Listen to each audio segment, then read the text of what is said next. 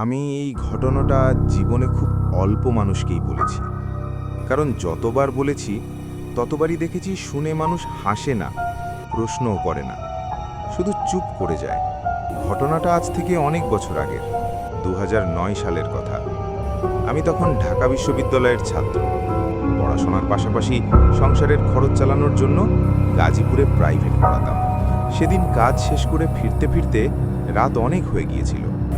জয়দেবপুর স্টেশনে পৌঁছানোর সময় ঘড়িতে দেখলাম রাত প্রায় 12টা। শেষ ট্রেনের জন্য আমি একা দাঁড়িয়ে অপেক্ষা করছিলাম। চারপাশটা তখন অদ্ভুতভাবে চুপচাপ। জয়দেবপুর থেকে শেষ ট্রেনটা ছাড়ে রাত 12:10। এই ট্রেনটা মিস করলে আর কোনো উপায় নেই।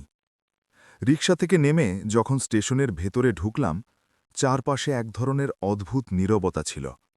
রেল স্টেশন সাধারণত কখনোই পুরোপুরি নীরব হয় না, কোথাও না কোথাও শব্দ থাকেই, কিন্তু সেদিন শব্দগুলো যেন দূরে সরে গিয়েছিল। প্ল্যাটফর্মে তখন খুব কম আলো, কয়েকটা পুরনো টিউবলাইট ঝুলছে। আলো দিচ্ছে, কিন্তু ঠিক আলো না। আমি ব্যাগটা কাঁধে ঝুলিয়ে একটা বেঞ্চের পাশে দাঁড়িয়ে পড়লাম।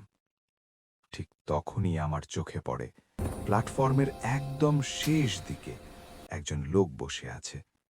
সে একা, সাদা পাঞ্জাবি পরা, চুলে পাক ধরেছে।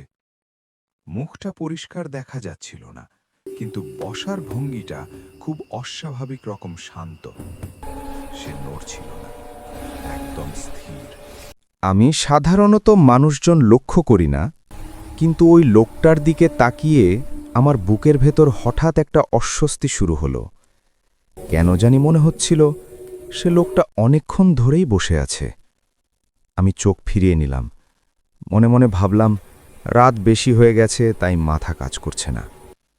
কিছুক্ষণ পর হঠাৎ স্টেশনের বাতিগুলো একবার ঝাঁকুনি দিয়ে নিভে গেল।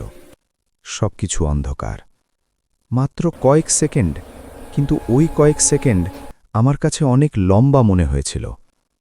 আলো জ্বলে উঠতেই আমি অজান্তেই আবার সেই দিকেই তাকালাম। লোকটা নেই। যেখানে সে বসেছিল সেখানে এখন শুধু খালি বেঞ্চ। আমি প্রথমে খুব একটা গুরুত্ব দিইনি, ভাবলাম হয়তো ট্রেনের খবর নিতে অন্য প্ল্যাটফর্মে চলে গেছে। আমি নিজের ফোনের সময় দেখলাম 11:56। ঠিক তখনই একটা ছোট ফাঁকা জায়গা।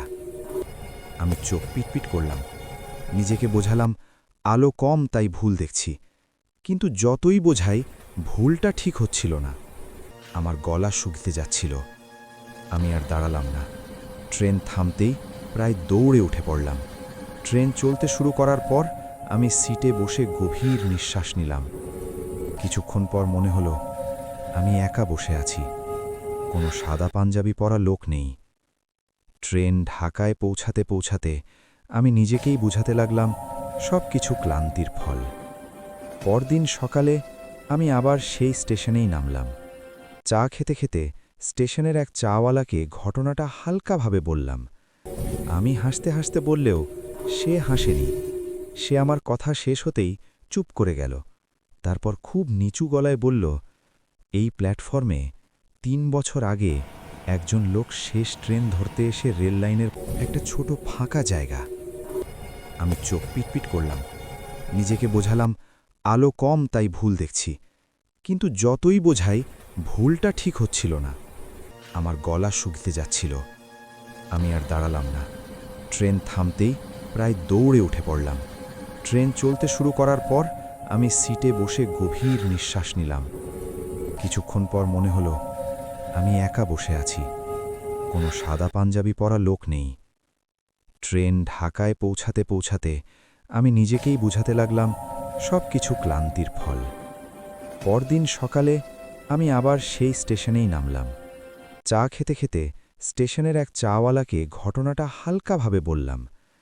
আমি হাসতে হাসতে বললেও সে হাসেনি। সে আমার কথা শেষ হতেই চুপ করে গেল।